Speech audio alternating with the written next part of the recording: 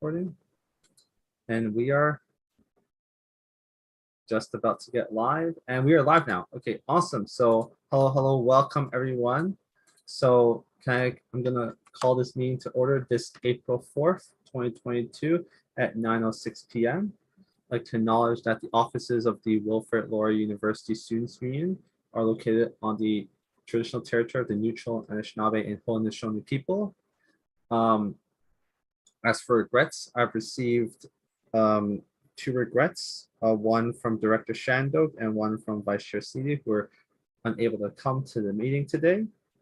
We can then now move forward to the adoption agenda. So can I get a motion that the board of directors adopt the agenda as presented?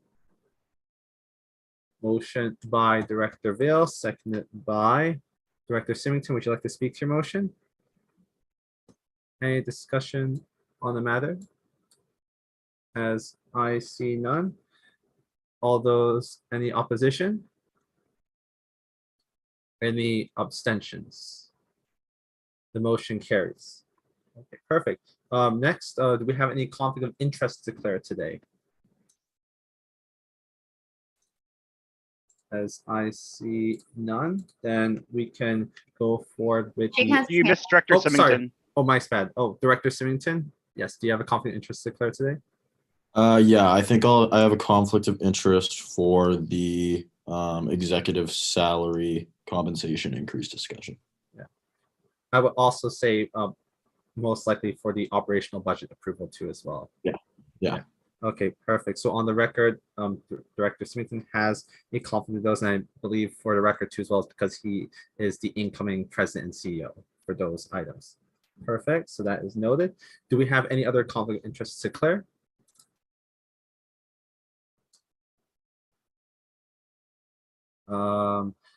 Also for the government's budget too as well. But if there's no other common interest, we can then move on to the adoption of the consent agenda. So just for context, these two monitoring reports were related to the chair and the vice chair, and they were presented at the last board meeting, but because of their more shorter notice, they were deferred to this meeting. So can I get a motion the board of directors adopt the consent agenda as presented for monitoring report GP2D and GP2E? Motion by Director Vale, seconded by Director Phillips. Would you like to speak to your motion? Yes, Director Bothwell, would you like to speak? Sorry, Director Vale, would you like to speak to your motion? Yeah, I just wanted to ask if you have any plans to, I mean, I know we're sort of at the end here, but in terms to address the non-compliance, in terms, there was one about the director one-on-ones and those sort of pieces, if that's something you're looking, or not that I'm overly concerned. I mean, they're marginal in terms of our bigger priorities right now, but it's reported as non-compliant, so just doing my due diligence kind of thing. Yeah, unfortunately, completely that is on me. I unfortunately haven't had the time, and I've been dealing with a lot of unfortunate circumstances on my end that have prevented me from fulfilling that aspect. So that's why I've maintained that as non-compliant, because I just do not foresee myself being able to achieve that by the end of my term, unfortunately. Just for the record. So, okay, but if no one else would like to speak to your motion, then is there any discussion on this matter? As there is none, do we have any opposition? Any abstentions? The motion carries. Okay, then now we can move on to comments from the chair of the board and CGO. So that's me. I don't have too many comments. The only thing that I really have in updates is that we'll be working with the board members to really clean up the remainder of the ad hoc committee items, and we're going to be setting up the meeting in sometime in April. I'll be sending out a doodle to ask for everyone's exam schedules or work schedules to figure out an ideal time. It does seem that the best date so far might be the week of the 25th of April, because that's the week right after exams, right before the end of our term. But that's just what has been planned so far, and I'll be working also to set up ownership linkage. I will be planning to move back on campus and during the week of the 11th for a bit of time to help facilitate some sort of like the giveaway that we had discussed in the last meeting so far, to be like, boots on the ground, pounding the pavement to really get that outreach going. So I'll be updating directors to see if we can coordinate something with the committee. But other than that, that's all the comments I have to give for now. Oh, one last thing. If for those in the gallery or those in the current board, if you're interested in a physical copy of the book by Catherine Russell, I'll be sending out a quick email to just get a tally about it, so I can send her an email, and then we can get kind of a more precise number of how many books she will send to us. So just that too, because I know that some director-elects had asked in the previous meeting. But other than that, yes, I see. Mohammed, you have a question for me from the gallery? It's more a comment. If the board wanted to coordinate a day or a half day in Brantford, I'd be more than happy to help with that coordination and even attend if I'm able. At the least, I could give some pointers to the board member who decides to come, or board members who decide to come down to Brantford, and I'd be more than happy to give tips and pointers and even participate. So that does put a big smile on my face. So thank you so much for offering that. I'll work with our operations team, see if we can formulate some sort of plan for that day.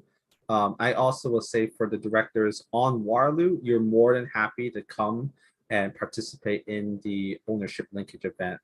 It's just a coffee giveaway and just informing people at the board. I think it's going to be a great way and great experience for you to like connect back to the students who voted you in, which is kind of what our job is at the end of the day. But if there's no other comments there, then I will move on to the comments from the president and CEO, President Yama, but unfortunately she's unable to attend today. So I suppose Executive Director Champagne, you're able to fill in for her?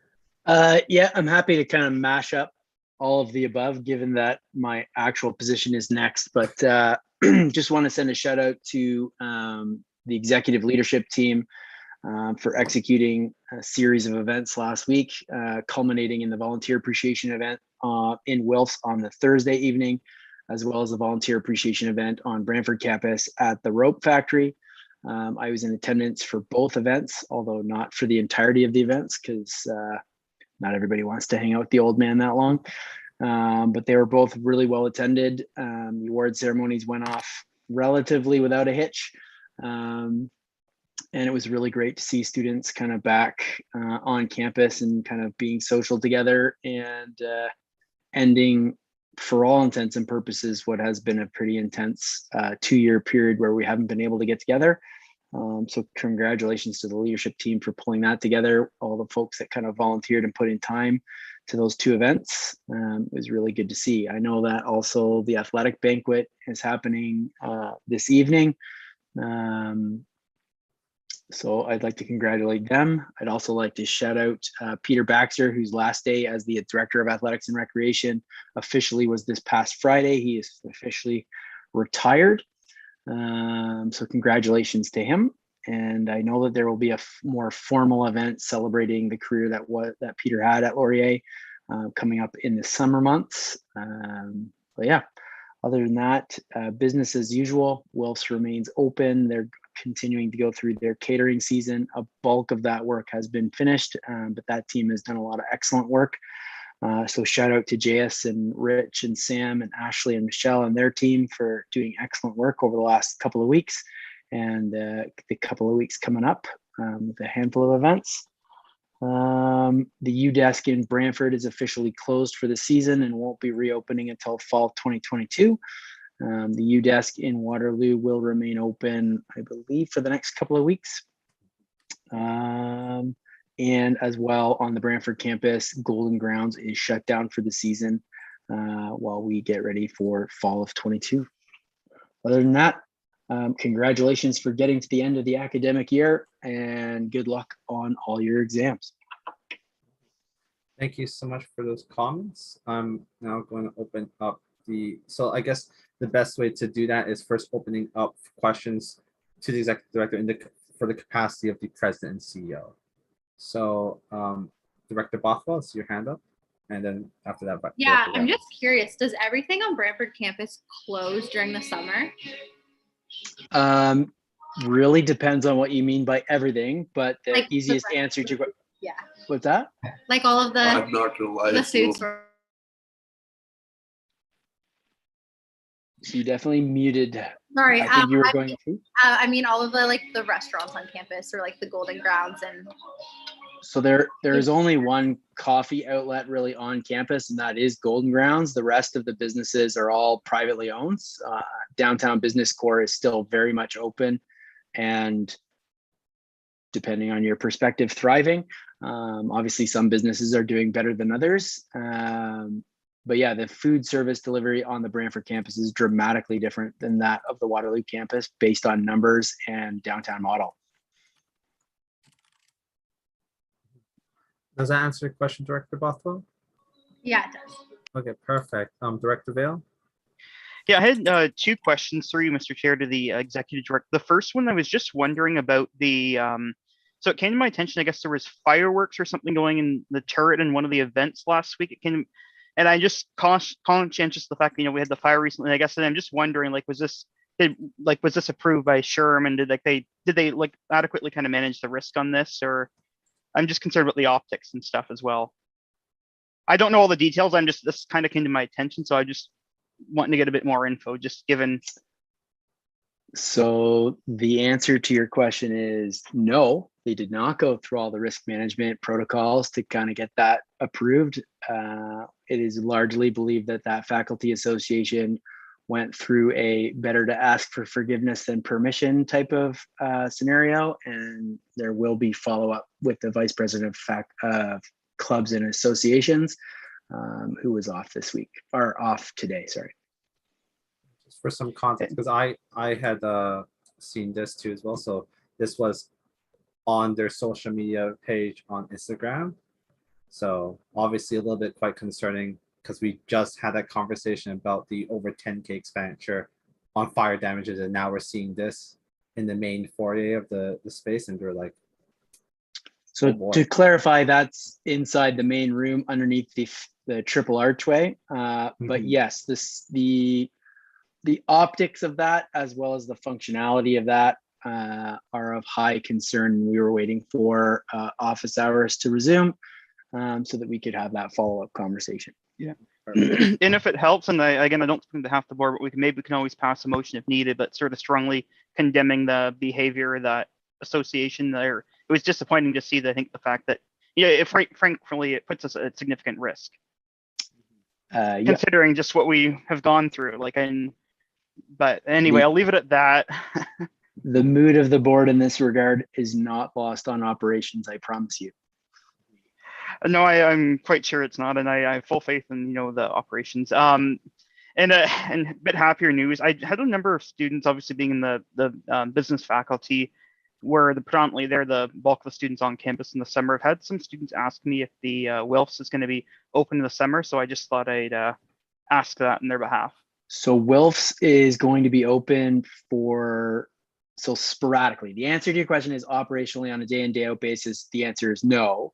They will be open during convocation week in June. They will be open sporadically for special events, coordinating with on and off campus partners. But predominantly the food service plan, as far as my understanding goes, is that for the business students, Bite 75 will be open for regular business, as well as Veritas Cafe. Great. No, thank you very much. I do have one question, just more for just on the record, just because of in terms of the absence of the president today. So just hoping that you can speak to being able to, since that this is the budget presentation, and historically speaking, it is the president who's supposed to be able to present the budget. This meeting will not be affected at all by her absence today, correct? Correct. Okay, just for the record, yeah, there. Because I know that we had just done performance review of the president, and she wasn't there at the last meeting, and I know that this may cause some sort of questions there, so I just want to make sure that there is no risk for that type of transition, because I also am aware that the acting president is not officially at this meeting today too as well, right? Yeah. Okay. Or that Chris that's a- is the linchpin that brings it all together. okay, perfect. Yeah, because I just want to make sure that that we're all good on this and that there's Yep. no risk that something could happen that will jeopardize this very most important of all things. And I think you guys know I very much care about the budget. Yeah, your questions are noted for the record, sir. Opening up back You to are speakers muted. list, we have Mohammed from gallery. Quick question. This is for the executive director. What does the oversight look like in terms of the sparklers? Is that what it's called? What Fireworks. does the Yeah. fireworks? How does that look like from an operational perspective? How will an investigation be made and people held accountable? Just from a So theoretical perspective, I'm just trying to understand. yeah, no, I can tell you exactly how we got to where we are and what the intention is moving forward. But essentially for all events, those are kind of approved through our new content management software, the Nest. So the Faculty of Science Students Association would have submitted an on-campus request form and gone through a booking process with the Turret night. I guess it's just the Turret, not the Turret nightclub anymore. And ultimately, they would have gone through kind of a risk management process in terms of what are the COVID protocols, other kind of risk protocols, and ultimately signed off on that. And so I don't know the circumstances under which those fireworks or whatever you want to call them kind of went off, but I was made aware of the social media posts. So the intention would be to kind of follow up with the vice president clubs and associations to make sure that all processes were followed correctly, to find out where the responsibility lay. And if that lay within our operational team, to kind of hold those particular people accountable, whether that's through a write-up or whatever. If it turned out that it would end up being members of the faculty association that were ultimately responsible for that decision, or the events, the third-party events crew that was brought in to kind of host that event. Ultimately, we need to find out who and where that responsibility lies before we figure out what a plan of action is to hold them accountable in the bigger scheme of things. But it starts right now with the vice president of clubs and associations, which is Ahad Naim,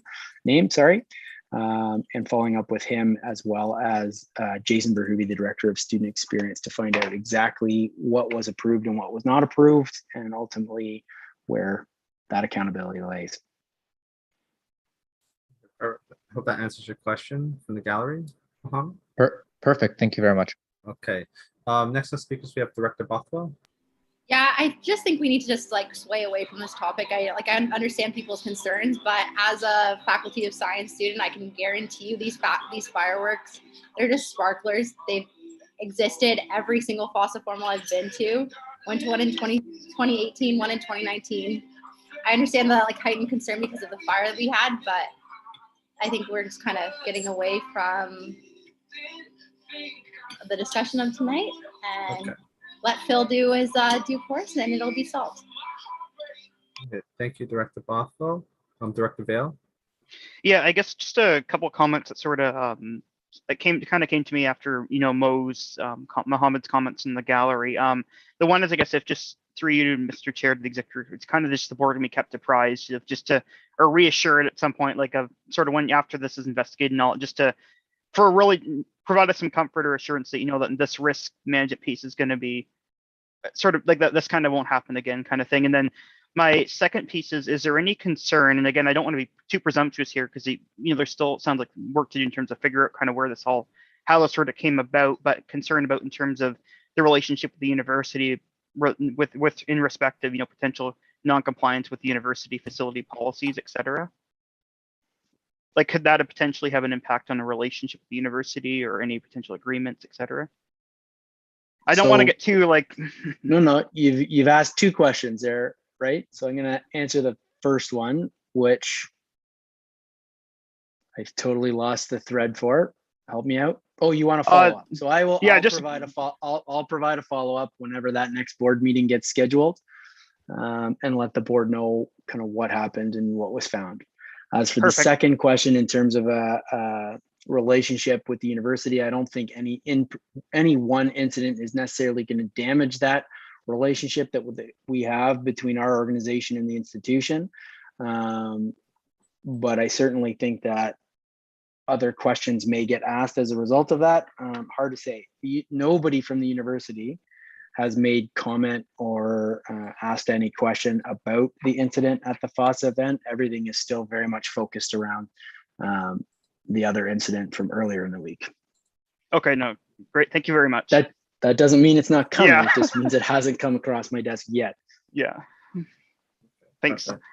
Okay, I think that kind of sums up all the questions relating to this topic. So last round, do we have any questions for the executive director and COO, and capacity also for the president and CEO? If not, then we can go to next item on the agenda, the Brantford SLL and SSA discussion. So just looking at our agenda packages. So the Brantford SLL did meet last week, which is great. But then now we're talking about the future of this, which we did have a discussion on due to the existence of the Student Affairs Administrative Agreement. So we have three options that we as a board can pursue, which is in relation to the future of if we want to ask and feel comfortable asking the students to pay in this fee when we know that there is money available. The one is keeping the status quo, just continue with the fee and the referendum question for the foreseeable future.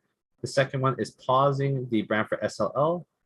So pause the assessment of the SLL fee and sign a memorandum of understanding to reintroduce the fee when those reserves expire. And three, altogether cancel it, to just pause the assessment until the introduction of the referendum question in 2022 to remove the fee entirely. So I guess just now open for discussion. I see your hand up, Director Vale. Yeah, so I'm like in my position is I think number 2 is the more logical one. I can't support number 3, canceling it solely because my position is, it was duly passed referendum question by the student body. So to get, executive director was. Executive Director, maybe you can chime in on this. Yeah, what I think number 3 is trying to get at more specifically is that it would pause it and then we would go to referendum to cancel that fee. The only way to actually cancel that fee mechanically is to have the students who passed it shoot it down. Yeah. That's ultimately what's taken this brief so long to kind of get back to the board, is because we weren't really sure of the mechanics because we've never been in a situation like this before. So you basically have the option of do nothing, pause with a memorandum of understanding, or pause with the intention of going to referendum and canceling. Okay, no, that kind of gives a bit more clarity. I just also add that the non-tuition fee stuff went to the Board of Governors executive the other week, and then so Senate on Monday. So there may be some implications for there as well, but that's more but that's the university side. We'll take care of that. Okay, perfect. Thank you for the context. Director Phillips.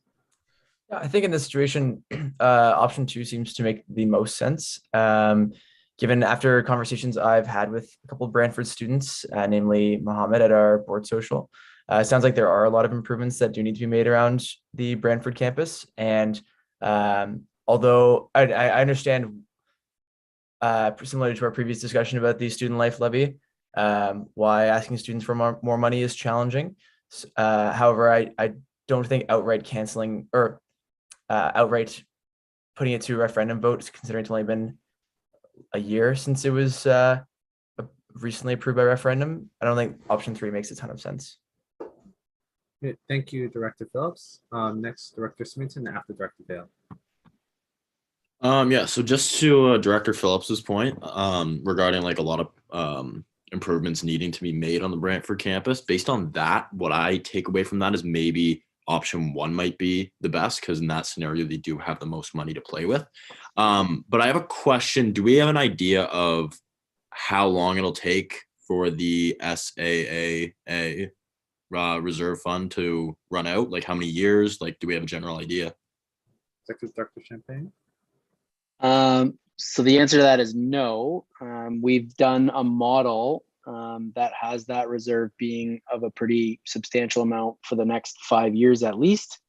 And with the current financial forecast of the university, I don't see that changing anytime soon. Okay, so with that said, I feel like pausing doesn't make a lot of sense because then we would be resuming it while every student who voted for it is already gone. So I think for me personally, I'm thinking one just because I like the idea of giving them as much money to play with to make improvements as possible, and I don't like the idea of pausing it to bring it back for a group of students who haven't voted on it. No, thank you, Director Symington. Next, Director Vale. Yeah, I have two questions. So my first one through you, Mr. Chair, to the Executive Director. So with respect to pausing it, I guess I'm just trying to, I forget off the top of my head, but are they not only good for 5 years referendum questions, like the fee ones are 3? I forget the exact interval, but so hypothetically, if we the student life levy fee, when it got passed by referendum, does not have a sunset clause, but there is an agreement with Development Alumni Relations that it is a 5-year agreement, but it does not, the way the question was asked, have to go back to referendum if you were to just continue the fee. Yeah. Okay, okay, so that kind of helps get, because I was sort of under impression, say we had paused it in the 5 years and then what time was up, then we just go automatically back to referendum. And then my other piece is I'm trying to recall what we did with Waterloo. Were we not pulling from reserves? I can't remember. I thought we had something come to the board a while back. I can't remember what our decision was. That was off the top of my head. That was in early January. The decision was that there was enough money in the reserve to be able to peel a percentage off to be able to fund some projects that would improve campus life, to replace the SLL fee that was lost at referendum. So it was the board's recommendation at that time, in camera, I might add, to basically take that question off referendum for this year because of the reserve, but also conveniently the in-person election was lost as a result of the January lockdown. So I'm just wondering, should we try to replicate that same sort of thing with the Brantford, then just kind of keep it equitable? I'm just kind of throwing that out to the other directors. I'm not too sure where I really stand right now, but functionally the odds of us not letting Brantford benefit from that reserve are slim to none. So they would ultimately, at the end of the day, probably end up with more money. Okay, hope that gives you more context, Director Will. Next, we can move on to Director Bryant.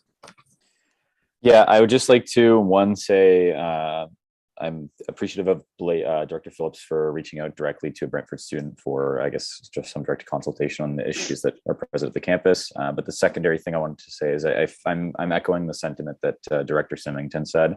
I think it's most important that if they've already also recently chosen this referendum question to be passed and the SLL fee to be, I guess, present, I don't see a reason why we need to are we reassessing the SLL fee? Is that, I'm a little bit confused. Is it like, are we putting it to would we be trying to put it to a referendum a second time? Is that what I'm hearing, or am I mistaken here? So it depends on what you choose. If you choose option 3, you would be pausing it for the upcoming academic year and taking the cancellation of the fee to referendum. So the question would be, do you approve the cancellation of the fee, blah, blah, blah. But they had just last year chosen to reinstate the fee or continue the fee. Is that correct? That is correct.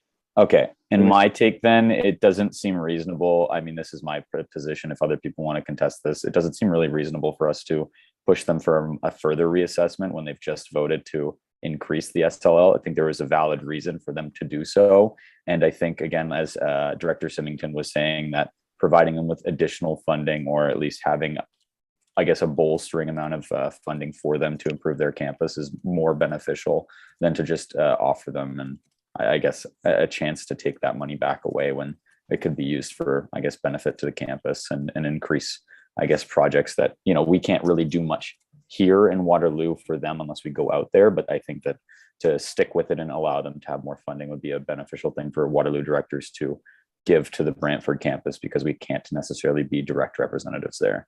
So that's my piece. Okay, thank you for that, Director Bryant. Next, we have Director Phillips, and then a question from the guy from Mohammed, and then the speakers list will be capped after that. Hey, so quick first question to you, Executive Director Champagne. Can I ask what amount the sizable reserve fund is?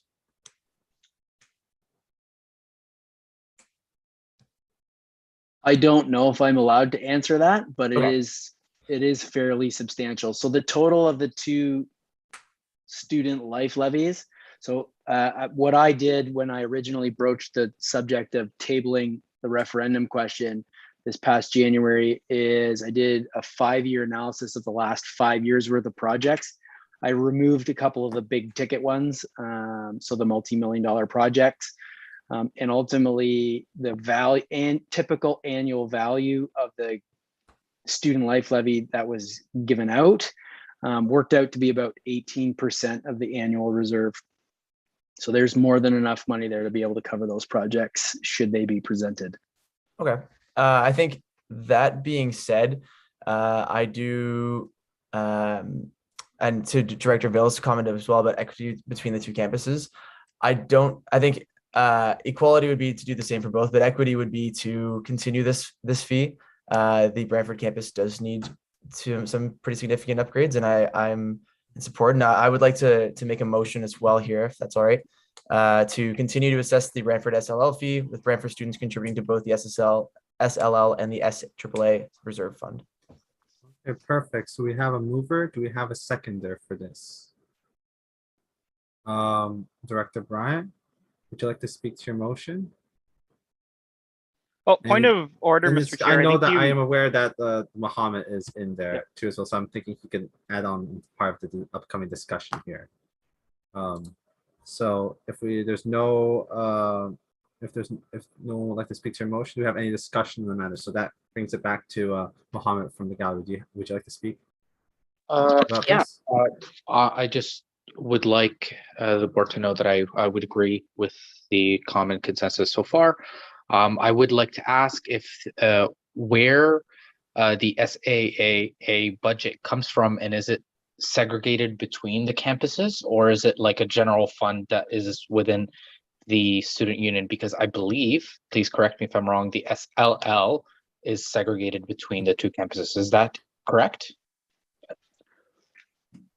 I mean, certainly not the language I would choose to use, but yes, that is correct. So the student life levy, if both fees were assessed, would be specific for those campuses. And then there was a mutual agreement between the parties that at that time, a portion of each would go to a multi-campus student life levy committee. And that committee would meet first, divide up resources, and then whatever's left would go to the campus specific stuff.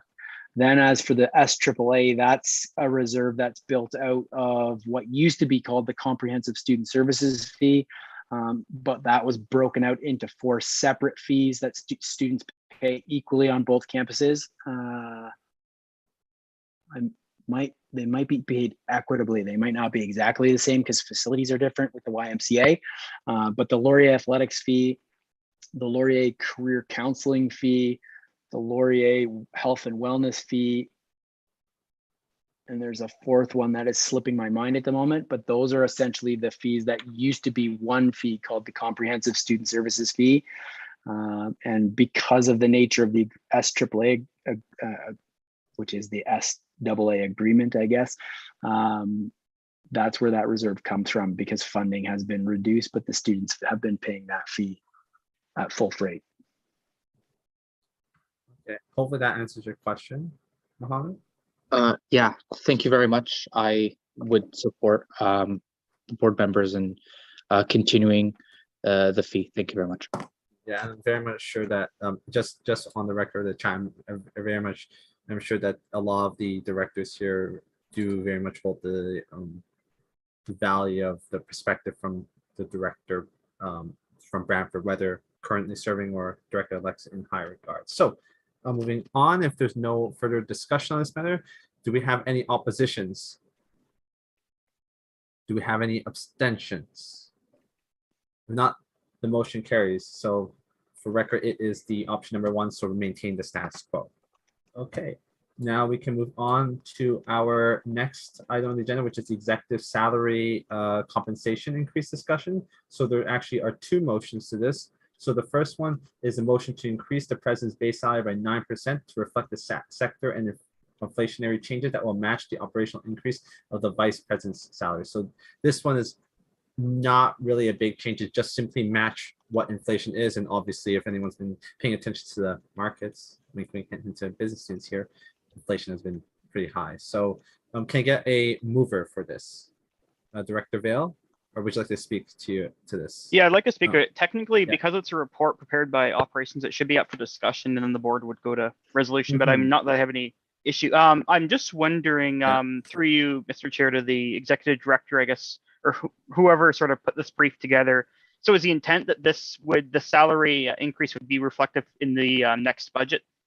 These would be the one we're just going to be discussing tonight.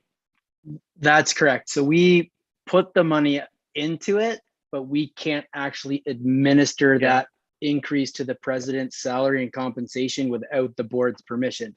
But in an effort to not have to redo the budget, we prepared for it. And So that's perfect. And then I was just trying to tease it that piece as well as whether it was retroactive or not. So okay, thank you. okay, perfect. Director Bothell, would you like to have a question? No, I'd like to motion. Okay, so you'd like to motion by Director Bothell. Director Phillips, do you have a question, or would you like to be the seconder? Seconder. Seconder. Okay, thank you. Would both of you like to speak to your motion? Any discussion on the matter? As I see none, then do we have any opposition to this? Do we have any abstentions? I will abstain. Okay, thank you. We have one abstention, so the motion carries 6-0 to 1. Okay, next we have a second. Point of order, I think. Sorry, yeah. The executive director, I think, had his hand up. No, I was just gonna make an observation about the second motion that you're about to go into. So after having prepared this document, I had a conversation with Director of Finance and Administration, Chris Turner, about the model. And he and I, we don't really have any particular skin in the game, pardon the use of that particular vernacular, but Chris is just as easy to add CPI to those contracts rather than doing it based on the TFSA model. So either works just fine, for the record. Okay, thank you for that clarification. So this is just referring to the second motion, which is in regards to create the targets for a for further increases to be more aligned with the natural growth of compensation in the upcoming years. Correct, because we have not typically added CPI to the executive leadership team's contracts. And I know that for a number of years, the president's salary was frozen. So they didn't have the opportunity at CPI contracts. So basically the easiest thing would be to do is to just unfreeze those salaries and add CPI to those contracts on an annual basis. I just thought the TFSA model was clean, but Chris disagrees, and I'm happy to follow his suggestion. Thank you for that clarification. Director Vale, do you have a question, or would you like to move the motion? Yeah, so no, the company would tend to agree with the director of finance as well. I think the CPI will be the easier, just keep it simpler. The one piece I'm just thinking and more really transparency in for governance sake is maybe this could be, we can, in the motion, I can all move it, but we add an aspect to it that essentially kind of comes back each year to the board for confirmation, maybe during the budget cycle or something, just so that it's on the record. Like we sort of have, this is kind of the target, and then we just like reconfirm or something, just so it comes back as an information piece. I don't know, but I think just so that there's that transparency piece. And then the second, or I'll let him go. So let's I guess one thing at a time. So executive director, would you like to speak to that? Yeah, I was just going to suggest that typically we come to the board and let them know what CPI adjustment's going to be. All that we would really need to do at that point is flag that would be added to the presidential's compensation. But yeah, that's an easy one.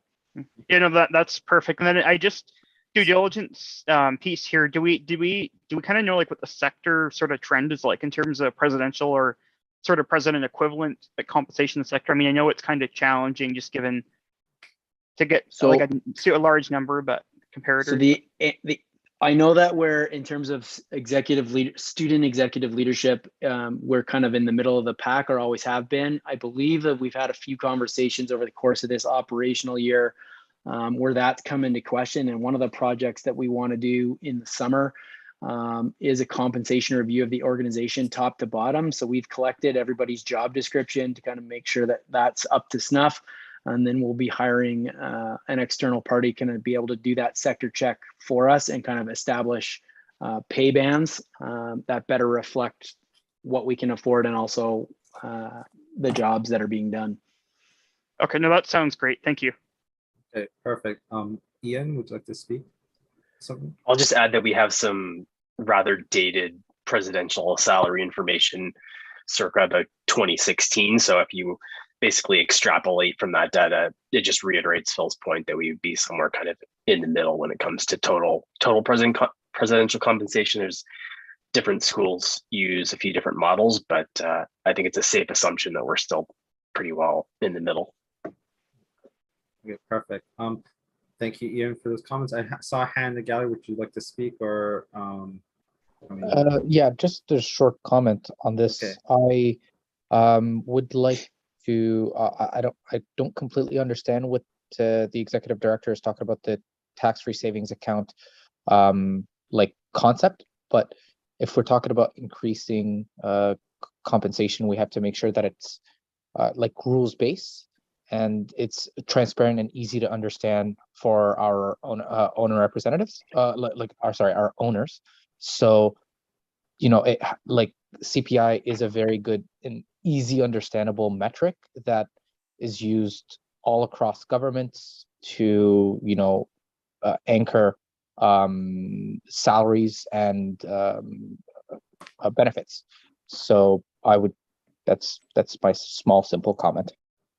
So I'm kind of trying to extrapolate. So you would like that when this information comes back, it'd be like this presented to the board or the ownership in a very easy to and intuitive way to understand, right?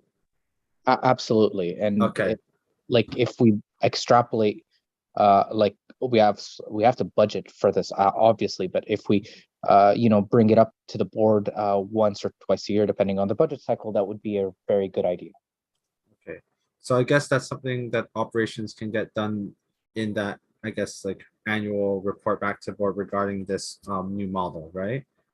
Just working it to make sure that is a very. So I think what Yeah. Mohammed was trying to suggest is that the TFSA model overcomplicates things, and that Mhm. just doing CPI as we do with everybody else's salary Okay. is more than substantial. We just need to flag it and have it as a budgetary note so that the board can approve that. Okay, perfect. Okay, thank you. Director Vale? Yeah, so I'll make a motion that the Mhm. board create targets for further increases to the president's salary in order to allow for a more natural growth of the compensation in the coming years, using a CPI as a Benchmark. growth rate or Okay. benchmark. Yeah, perfect. We got a mover. Do we have a seconder? Anyone want to second this motion? Okay, Director WJ, thank you. Would you like to speak to your motion? Any discussion on this matter? As I see none, do we have any opposition to this? Any abstentions to this? I will abstain again. Okay, thank you. Then the motion carries 7-0 to 1. Okay, moving on. So I appreciate everyone's patience because now we're moving on to final and the best part of our agenda package, which is the governance and the operations budget. So I just want to say before we move on, I really appreciate you know, Chris Turner for being here, being so patient. I would traditionally have pushed the budget up, but just simply due to the type of motions that were required beforehand that had to subside. So I'll be very brief with my governance budgets because there's a lot of things up in the air and there's not many changes I could really do to it. So the big changes that I created here, if you can see on my screen, is that for the director, gifts. So speaking with Catherine Rozzo and just kind of figuring out how to really incentivize directors in the future to really participate and be more active in the board. Just a slight increase of $10 per director for a volunteer appreciated gift is a good idea. So that I've included that. It's a very minor change. The honorarium, this is pending. I just simply fix it to what has been in the past. Obviously, this amount will change completely depending on whatever the results of the board ad hoc committee regarding that is, but I didn't feel comfortable just putting 0 or some sort of arbitrary number for that there. I've included in the future now the live streaming cost for the board, which is $200 per year.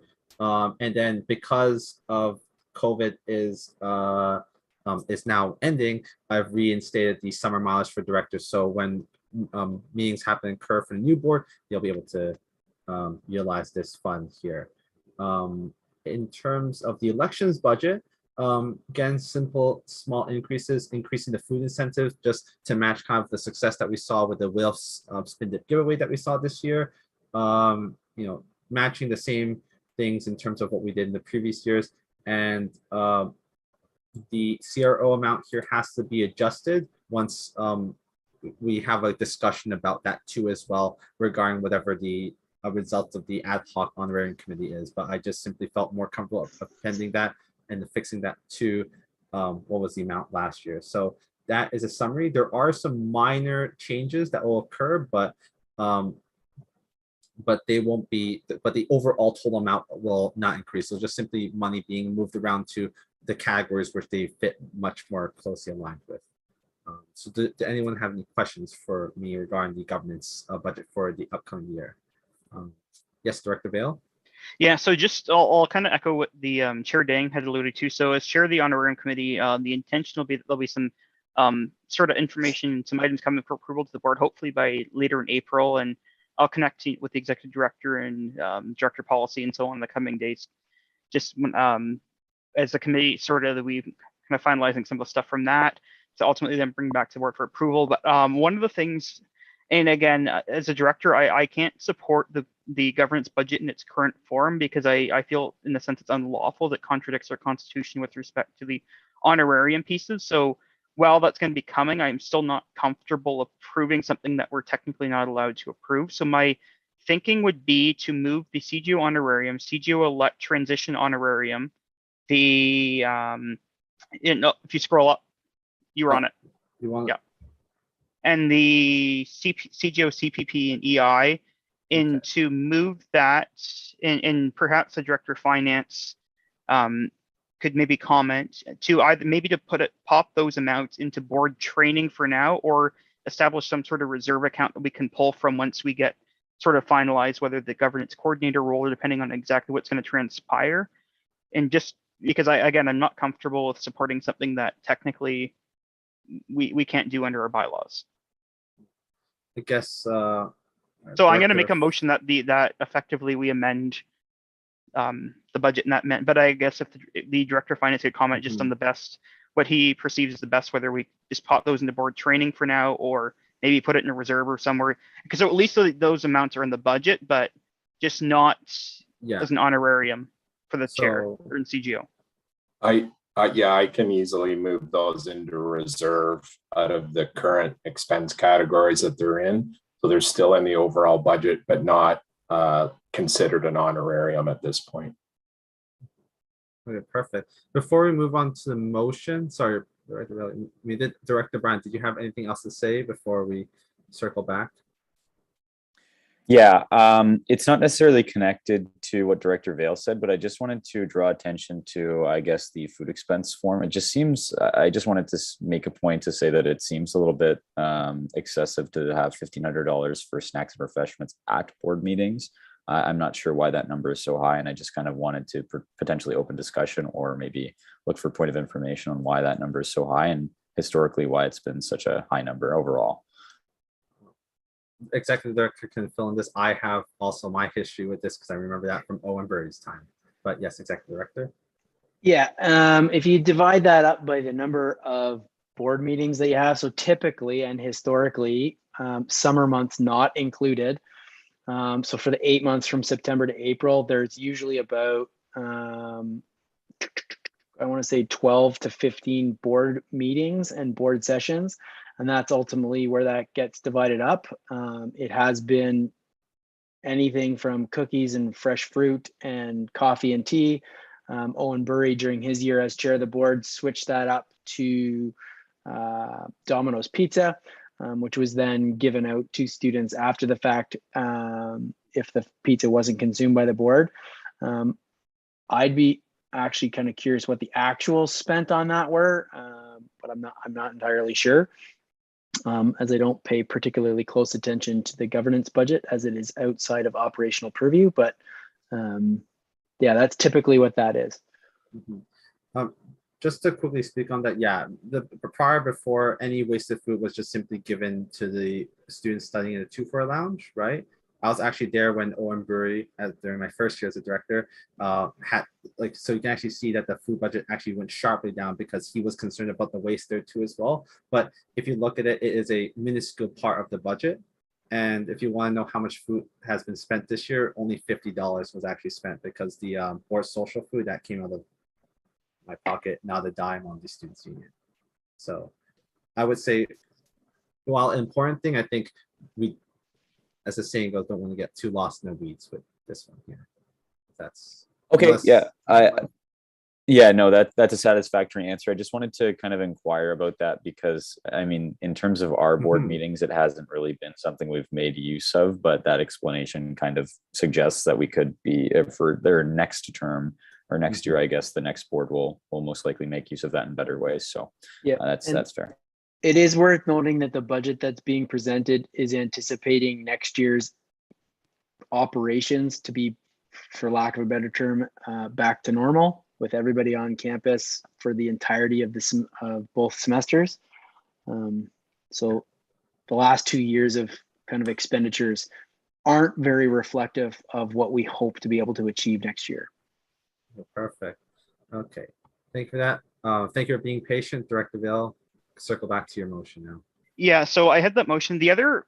But before I get to that, I guess the one question I have, and perhaps the executive director or the director of finance could maybe comment on the CGO cell phone subsidy. So my understanding is, just given that, is that currently a taxable benefit to the CGO and chair? Or how is that administered? I'm just trying to get a sense. I can speak to that. Since it's kind of like, it seems like it's an allowance. I can speak to that since I actually signed off on the previous chair's cell phone allowance. It's simply just basically a fill-out reimbursement form. It's also higher than the staff's reimbursement level. That I'm not aware of, and we could change that if necessary. So is it based on actual expenses incurred, and does it cover the whole? Like, I'm just trying to get a sense of what exactly is this like an allowance or? So basically, whatever the phone bill was that the chair had, right? Your full phone bill, or just your usage relative to board business?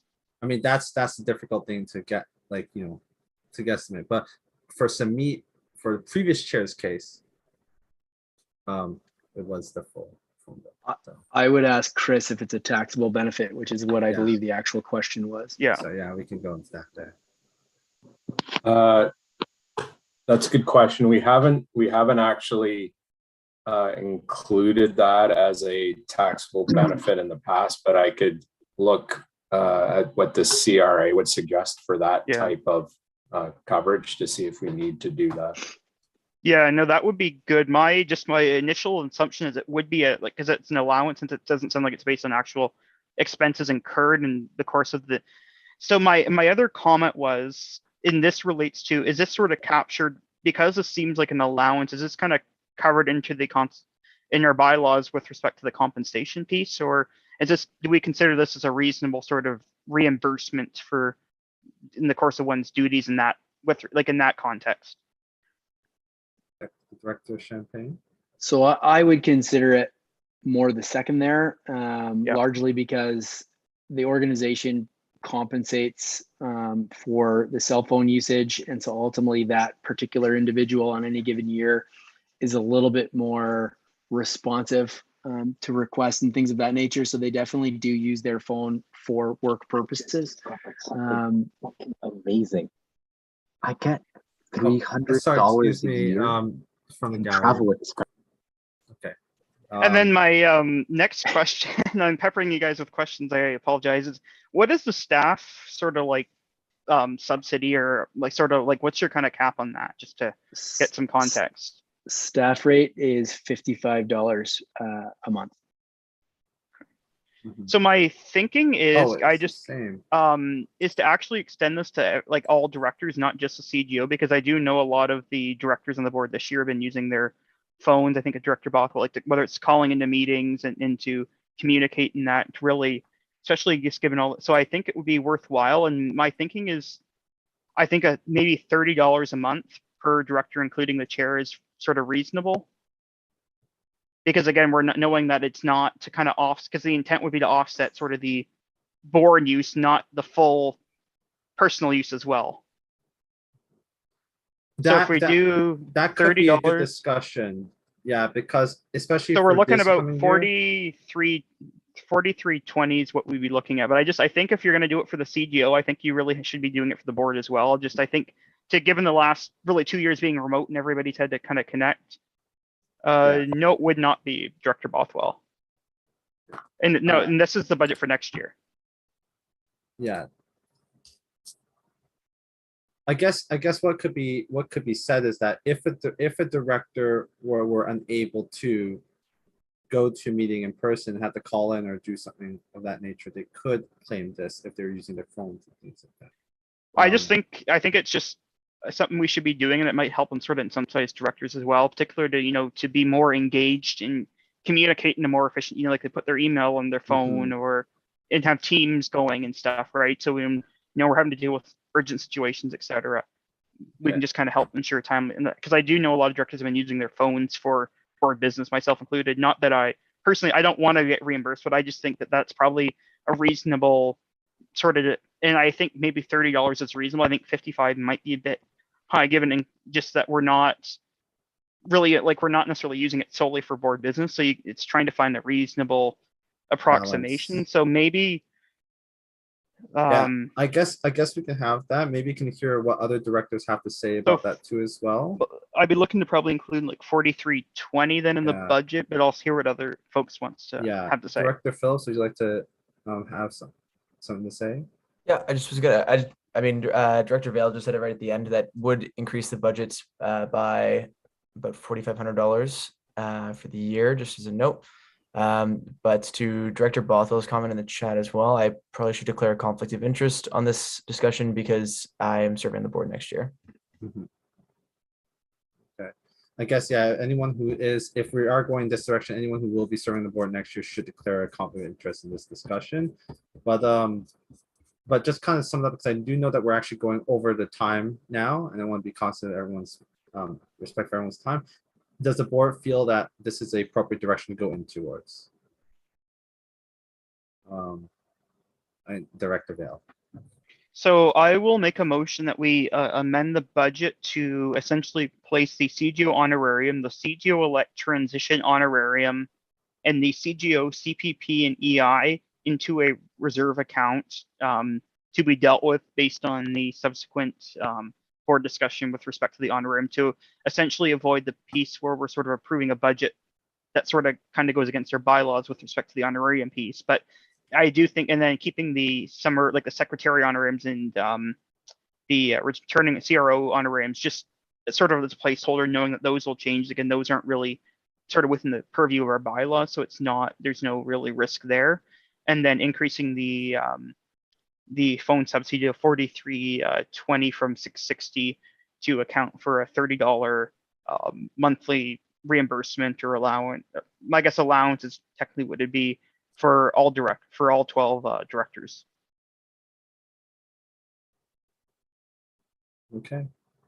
We have a mover. Do we have a second? Is that one motion? That's one motion. That's a big one there.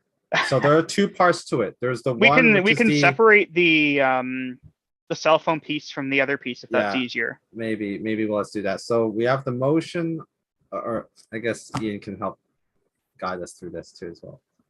I was just gonna say another option is you could treat cell phone like you do mileage and set aside some budget for it, but only make use of it in the event that it arises. That's kind of what I alluded towards, yeah.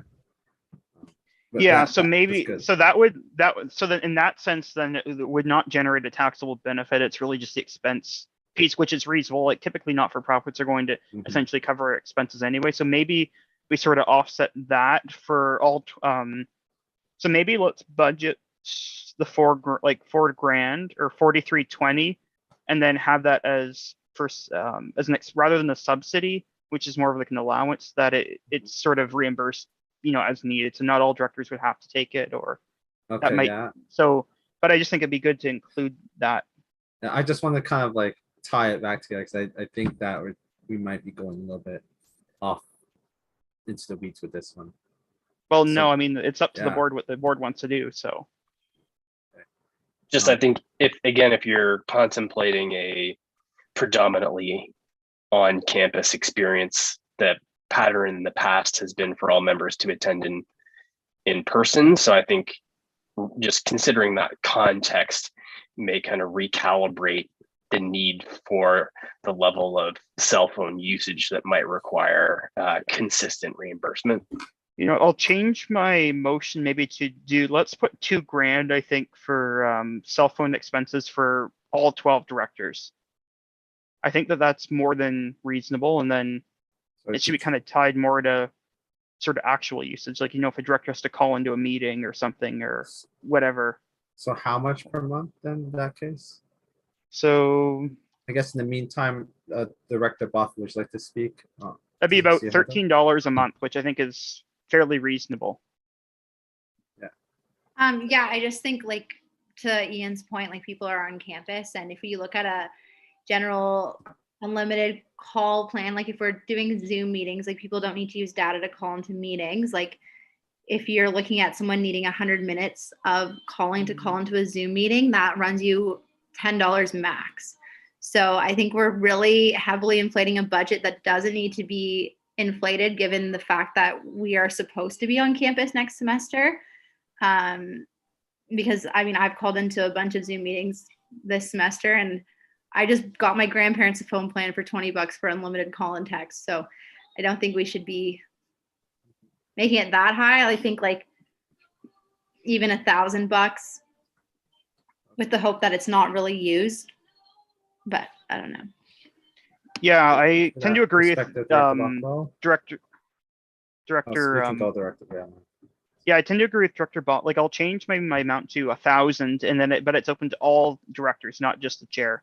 I think that's, for me, is I don't think you can just really have the chair only. I think you need to have all, like vice chair, chair, all 12 directors. So I think we treat this rather than a subsidy as more of an expense sort of account similar to mileage, and we set it So at 1,000. I think that's 1,000 reasonable. totals, that's going to be $7 per month, basically.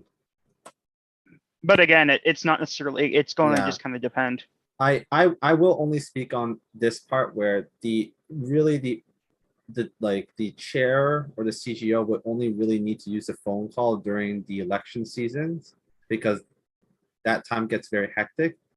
I'm not too sure if $6 would suffice in that case there.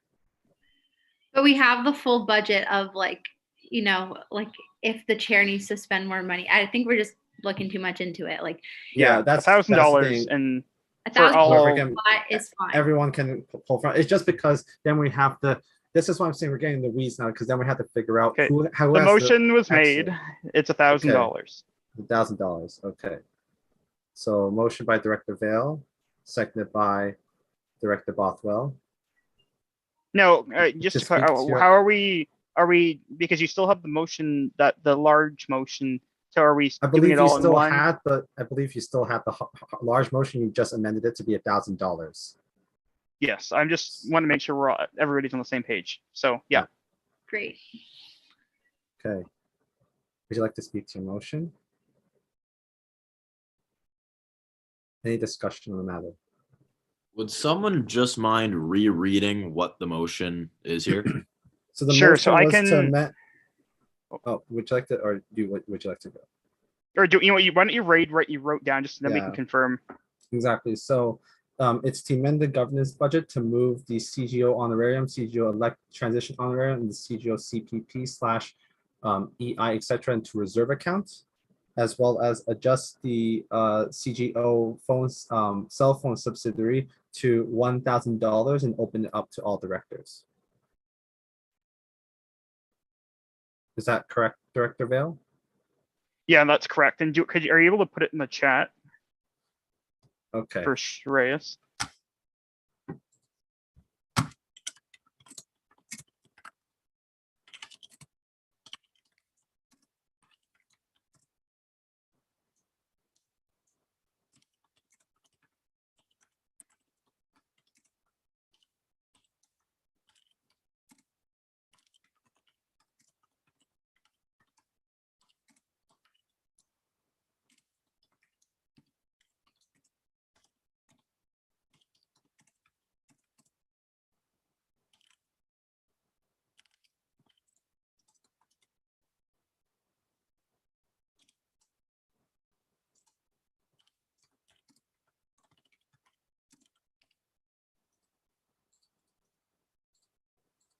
Sorry, I do see you in the in the gallery. I'm just finishing up typing up the motion.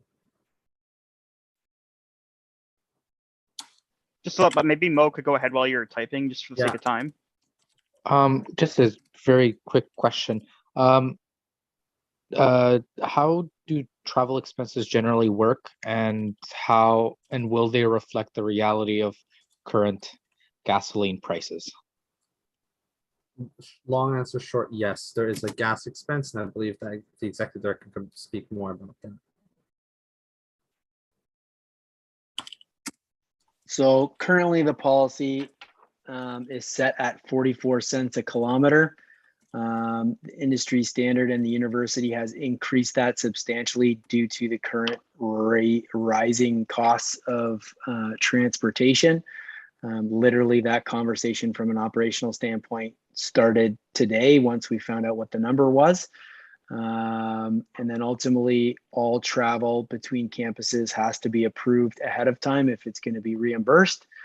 So Mohammed, I know that you have, for example, come to Waterloo all the time. You'll have to get that approved by whomever the chair is in order to make that a refundable or what's the word I'm looking for? Reimbursable expense. And then we do have a specific distance policy with the Brantford campus in mind. Perfect, thank you. No problem. So the motion is now there. I just added the last part there that you had missed. Okay, for reimbursements based on actual expenses incurred. Okay, so would anyone like to, is there any further discussion on this matter? As I see none, then do we have any opposition? Do we have any abstentions to this? I abstain. I abstain. Okay, then the motion carries 6-0 to 2. Okay, thank you for everyone's patience. We can now move on to the operations budget for 2022 to 2023. So I'll pass it off to Chris Turner.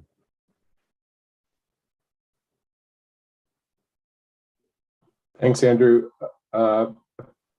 Before we get into the numbers, there are kind of a few things I just wanted to go over just so the board's comfortable with the process that we've used this year. The budget development starts with individual departmental budgets, much like the governance and election budgets that you guys approved tonight. There's about 60-ish different budgets in total. And each one of those individual budgets has a budget manager assigned to it. In some cases, it's one of the student executive. In other cases, it's full-time staff that prepares and puts together the budget. Myself and the vice president, finance and volunteer operations coordinate the budget process.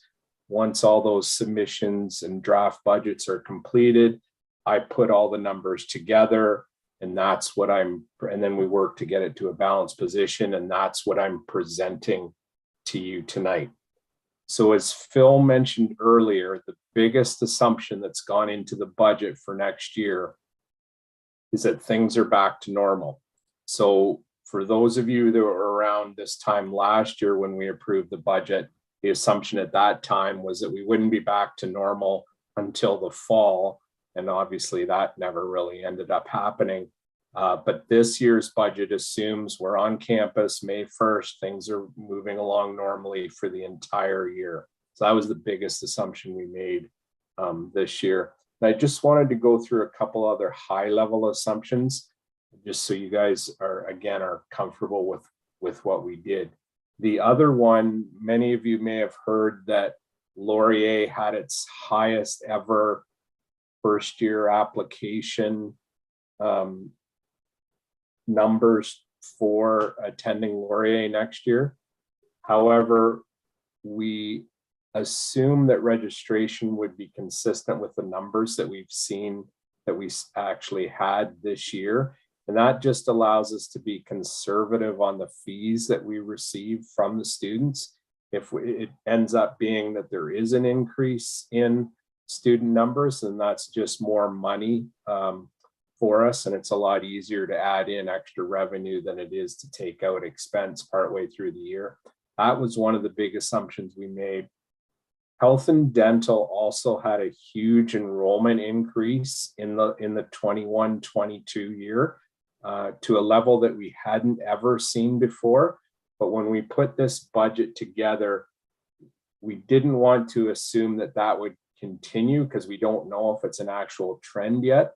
So we went back down to the previous year's number, again, just to be conservative and not overestimate health and dental revenues. So that was another big assumption that went into this budget. We froze all of the fees that we charged the students in this year's budget, except for the building fees. So there's a Fred Nichols Campus Center fee, and there's a Brantford Student Center fee.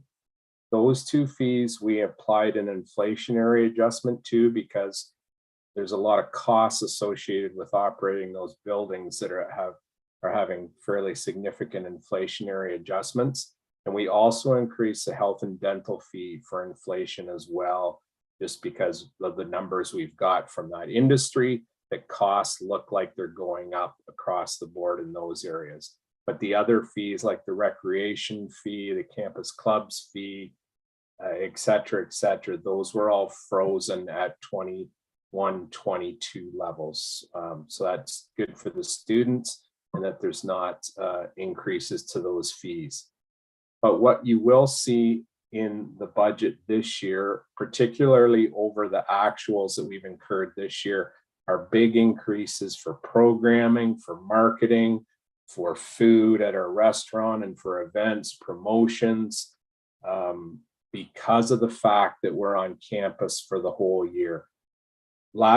It's not a huge increase over last year's budget because we did assume we were going to be on campus for most of the year last year. Didn't turn out to be the case, but when the budget was built, that's how it looked. So Andrew, if you want to stay on this document that we're looking at right now, this is the budget presented to you by major revenue and expense categories. So you'll see for the year, for the 22-23 draft budget, we've budgeted $12,126,193 in revenues, made up of all those different sources of revenue. And if you scroll down, Andrew, you'll see the expense budget that we've built is $11,653,334. That gives us a surplus from operations of $472,000 and change. And then when you factor in the loan principal payments that we have to make, and those loan principal payments, for those of you that are in accounting or business, they don't hit the books as an operating expense because they're balance sheet accounts, but we still factor them into this budget primarily from a cash perspective. We want to make sure we have enough cash on hand to cover those principal payments.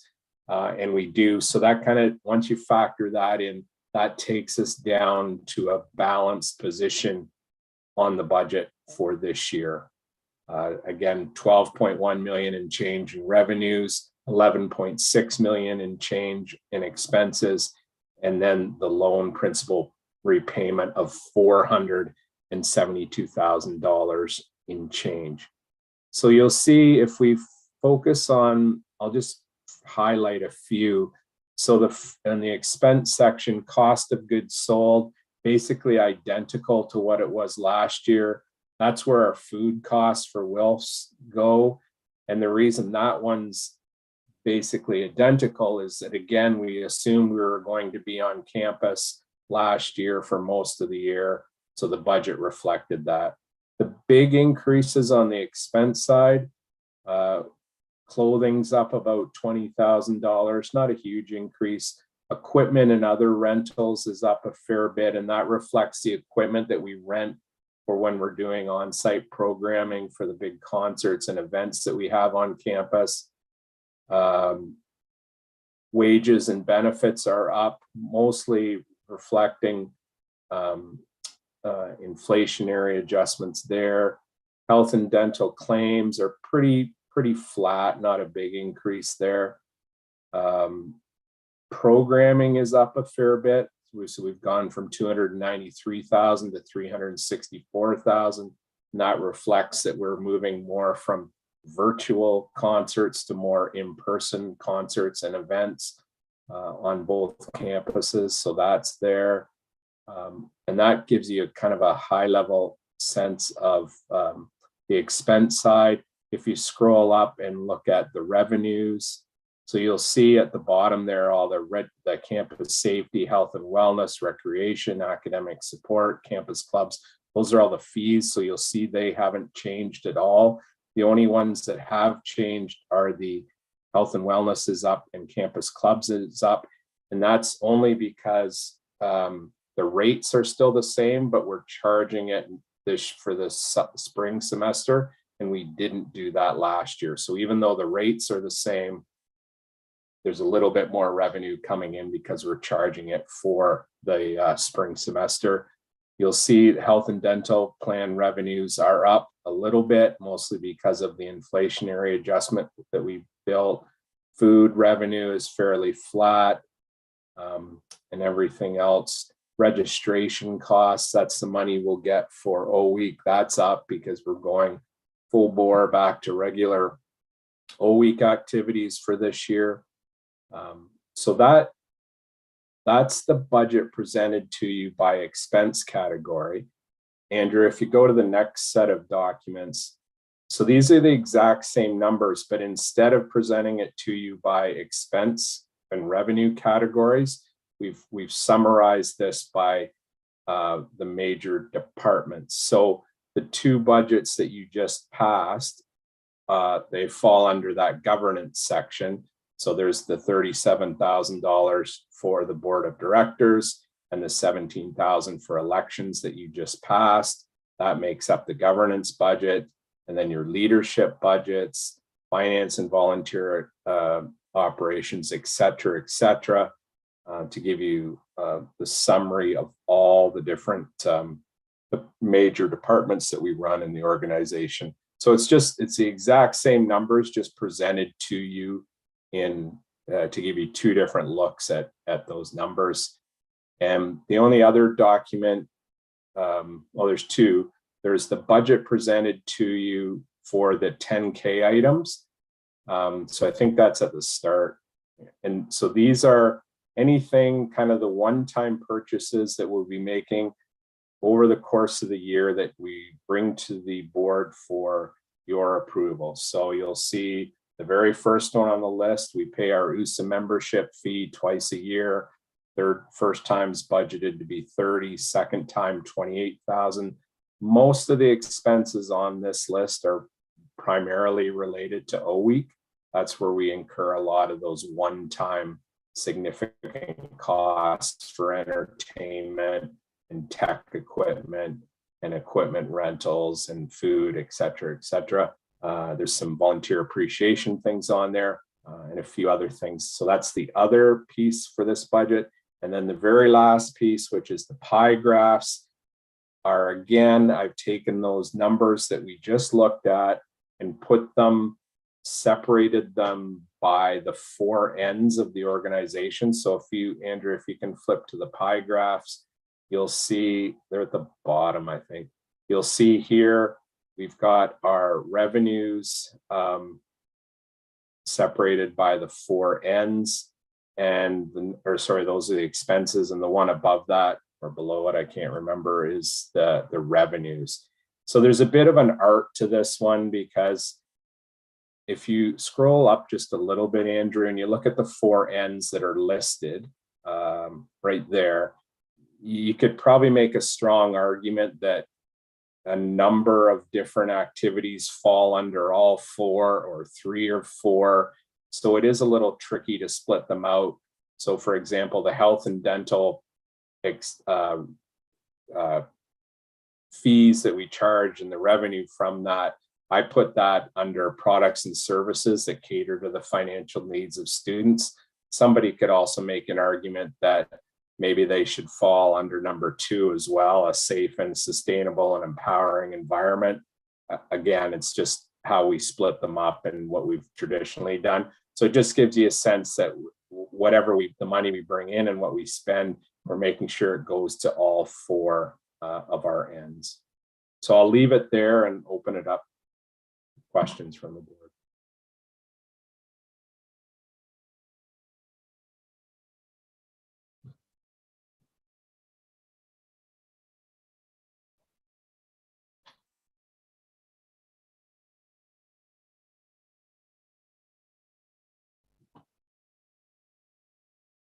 Brandon, go ahead. Through you, Mr. Chair, to the Director of Finance. So first off, thank you to you and your team for all the work you put into the budget. I'm sure it's clearly evident, you put a lot of work and time into this. So I know I certainly appreciate that. I had a few questions. So on the budget summary by category, with reference to the final column, is that the final budget as approved, or is that like sort of year-to-date actuals? Or I'm just trying to contextualize the. So from the previous year or the current year that we're in, 21-22. Yeah, so that's 21-22 final, because we're not like I'm just that was the final budget that was approved. Okay, so it was approved, not actual. Okay. Yeah. Perfect. Yeah, and that's then just the budget. Yeah. Then why don't I jump to the 10K, since we got that right there. So I mean, on the left side of the screen, so we're all good. I'm just wondering about sponsorship grants, what exactly that sort of is or entails, or. I'll turn that one over to Shane. That's one of his initiatives for next year. Yeah, so one of the things I put on my campaign actually was that I wanted to revive Tariq Plummer's presidential sponsorship grant. And now I'm not entirely sure if he dedicated his full special projects budget to it, but it was basically a grant that students could apply to if they were representing Laurier and needed any money. So I don't know if I want to keep like that framework specifically or change the criteria, but the 20K comes from basically my idea would be around like assuming 10 $1,000 grants per semester, fall and winter. And then there'd be like sort of checks and balances in place. Yeah, there'd be an adjudication process. What exactly that looks like, obviously isn't determined yet. I was talking to Chris about it earlier today. He said like that could be either done within SU or we could pass it off to, what office were you talking to about passing it off to, Chris? The alumni office, that they already administer a number of these types of grants. So that's an option that could be available if we didn't want to do it ourselves. And just the thought behind it in general is I like the idea of like a tangible but flexible way of showing the fact that Students Union is like there for our students. That's something that I think is really cool. Then my second question is in reference to merchandising. So that's me again. So I kind of thought, considering like one of the big points I want to work on next year is like engagement and awareness. I think we could stand to benefit by building a brand similar to that of FOSSA's Be Kind to Your Mind or Loudsock's Business Casual. Now, whether it would be sold, I'm not sure that would be the case considering there are non-compete agreements in place. Even still, I'm content with just giving that stuff away, but just kind of building a brand of what exactly like merchandise and clothes, like what the design would be and actually look like. Again, haven't gotten that far, but I think we could definitely think of something creative that like students can be walking around campus and, be wearing stuff that represents the SU, but actually stuff they also really want to wear, just in general. Again, so similar, this but then the merchandising like that would actually be going direct to the student. Like it's not just going to go to the student executives to walk around and swag all day. Okay, that's my thing. Like, is we want to make sure it actually gets into the ownership's hands. No, I've thought about it. I thought like I don't know if this is just like one idea I had like the other like last night. We could like have a week where like we have like X amount of sweaters and we're like hiding them under like seats and bags like around like campus, so like every like few lucky students can like go to class and then come out with like a nice piece of SU merch, and I think everyone's better for it. And then my next one is just game tables. If a bit more context could be maybe provided on that. I know we got the games room in Brantford and so I have been to the games room in Brantford and I think it's actually really, really cool and really well done. And so this kind of came from me. I went up to study in the turret a couple weeks ago during the day, and I couldn't really get a picture of like what the vibe's supposed to be like in there. And so it is like kind of like a social study space during the day. However, like that's not like conveyed very well, and there's a lot of empty space in the middle of the room. So I thought, whether it be air hockey, whether it be a pool table, I know Phil doesn't want to hear me say pool table, whether it be air hockey, whether it be a pool table, whether it be ping pong, I think something like that to like kind of emphasize the social nature of the space would be a really good thing. With that said, the 15,000 is likely an overestimate. I tried looking up prices for all the above things I just mentioned. However, everything basically required to get a quote, and I did not do that, so I kind of generalized on this one. But I think the reality of the situation is it would not get to 15K. Now, is that something that could potentially not even just like need to come out of our 10K, like out of our budget, but come out of the AAA, I believe, for the Waterloo piece, pulling from the reserve? Like, is that something that could be kind of dealt with on that sense, like as a project to sort of enhance student life?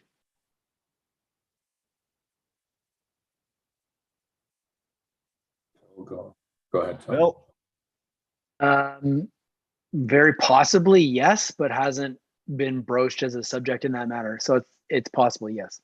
So I guess my thinking then is since we have that sort of reserve and money sitting there, rather than because that could sort of, I'm not against the idea at all. I think it's a good idea. I'm just thinking, so are we sort of handcuffing ourselves? So in other words, if we approve this and say we're going to cover it, is that going to kind of make it challenging to try and make a case to pull it out of that pool of money, sort of on the institutional side? Do you know what I mean?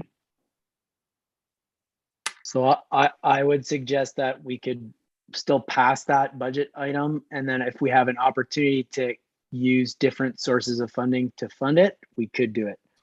Okay. And then that way that money is budgeted for, but we don't have to spend it, and then we can kind of put that in a quote unquote reserve or whatever if we happen to have another expense that comes up, like a video, for example, at the last minute, and we know, like, oh, well, we know we've got the money because of this.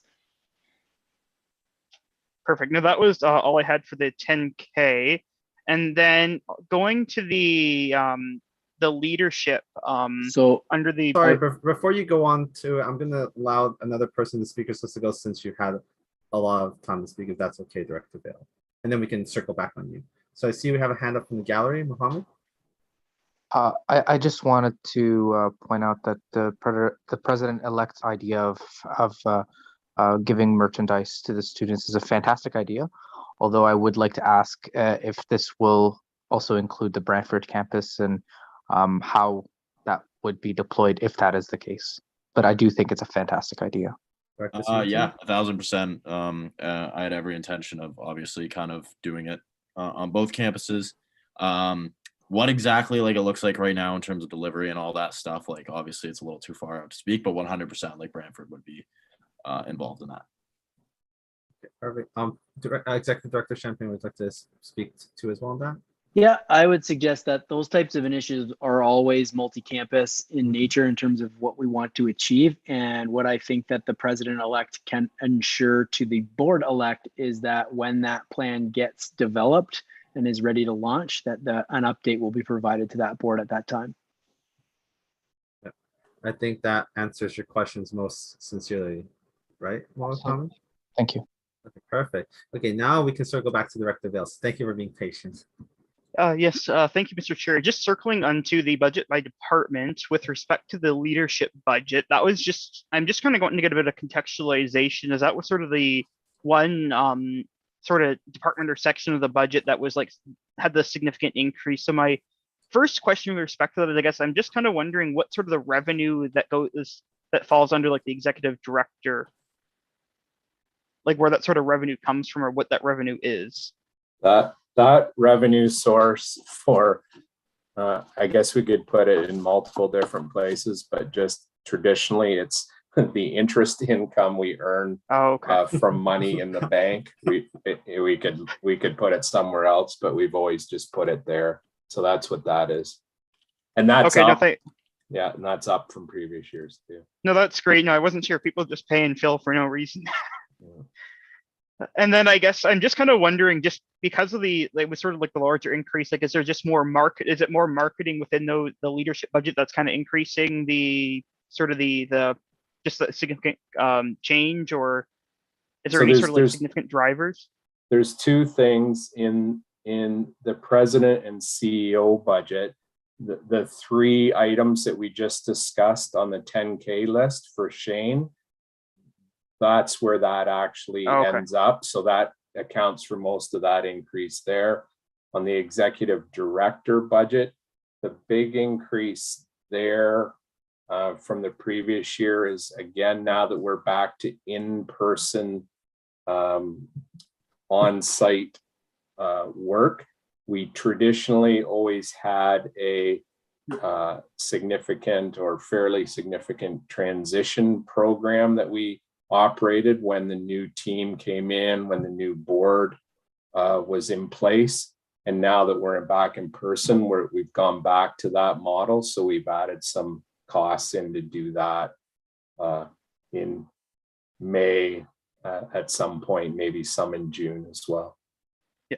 And then my next, and I apologize for peppering you with questions tonight. One of the most my favorite sort of pieces of being on the board, I think, is budget, just the accountant and me, is just going to the by summary by category. I'm just wondering about COGS. I mean, I know COGS is sort of budgeted slightly decrease for food. I'm just wondering, should we be a bit more conservative and budget a bit more just in light of the sort of, the current supply chain situation and that, and you're seeing CPI going up? Like, is it realistic? Like, should we be kind of budgeting more on the expense side for like the food from Wells and all that, those pieces? I'm just wondering. To be safe. Yeah, JS did a fair bit of work on that, and I think the number we've got is pretty good. And it was more driven from this year's actual that 999. So I think it's pretty solid. The nice piece is, though, if we end up having to spend more money on food over and above inflationary costs, it'll be the result of more sales. So there's also that offsetting revenue piece. So if it does go up, likely it'll be as a result of sales above and beyond what we budgeted, which would have a matching revenue piece, which would likely offset it. So I think we're okay. Okay, no, I'm content with that. I trust that.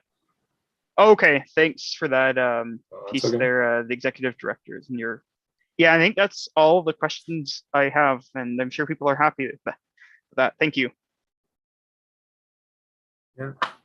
Okay, awesome. Do we have, opening up the floor again to any questions? I know that Director Bell did a very, very fantastic and thorough job, especially regarding the over 10K payment report. I see Executive Director Champagne, you have your hand up there. Yeah, I just want to clarify what COGS are for anybody who doesn't know and wants to know. So that just means cost of goods sold. Yeah, and I So believe, all- just for record, this is mainly related to the Wilf's restaurant and bar. Almost exclusively, but not totally exclusively. Yes. Yeah. So basically, we have cost of goods in a variety of different areas for hospitality, which includes Golden Grounds as well as the catering, and will be part of a business model for what we're building out in the summer with Welfs. And I guess since there's, before we guess move to vote, just for on the record regarding the 10K payments, most of the slight increases on all the other like historical categories are, I can assume, mostly due to inflation, correct? Yes, that's correct. Okay, yeah, I think that was kind of self-explanatory, but always good to get that on the record for anyone who was keen enough to look at it side by side year after year. But yes, if no one else has any questions, I think we are now in a position to move forward to a vote. So can I get a motion that the board of directors approve the operation budget as presented for 2022 and 2023? Motion by Director Vale. Do we have a seconder? Anyone want to second this motion? Seconded by Director Bothwell. Would you like to speak to your motion? Any other further discussion on the matter? Oh, Director Bothwell, would you like to speak? Nope. Okay. Then going to vote. Do we have any who oppose? Do we have any abstentions?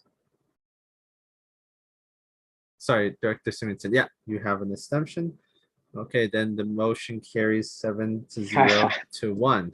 I couldn't find my Zoom tab to unmute. Yeah, I kind of suspected that. Okay, well, in that case, we would love to thank our Director of Finance and Accounting, Chris Turner, here for really giving us a thorough explanation, and very excited to see what what occurs next year on the board there. Yeah, thanks everybody. Yeah, and thank you for bearing with us on this very long meeting. We are unfortunately very much a bit over our normal scheduled time, but I guess without further delay, we can move to our in-camera session for the day. So can again motion the board of directors go in camera with the executive director as well as our director of research, policy, and advocacy, and our board secretary, but I don't think he's present today. So a motion by Director Bothwell, seconded Actually, I by. have a question. Sorry. Yes. Sorry. Yeah. If I have to go, I work at 8 a.m. Do we still have quorum though if I leave? I do not believe we have quorum. Okay. Okay. I'll stay then. Okay. Thank you so much for that. Oh, and then so would you like to be the mover for this motion? Perfect. We have a seconder, Director Bryant. Would you like to speak to your motion? Any other discussion on the matter? Sorry. Like Director Vale, would you like to speak to this? No. Okay. Do we have any opposition? I'm assuming Director Vale. Sorry, Director Bothwell, you left your hand up there for the previous one. Sorry. Yeah, like we're just going to vote now. So any opposition to this? Derek Bryan, do you oppose this motion or? No, sorry. I just said I did want to speak to the motion. I just want to make a comment. I also work quite early tomorrow, so just in the essence of time, and I'll mention that when we're in camera as well. So perfect. Okay, thank you for on the record. So moving into vote, do we have any opposition? See none. Do we have any abstention? Then the motion carries.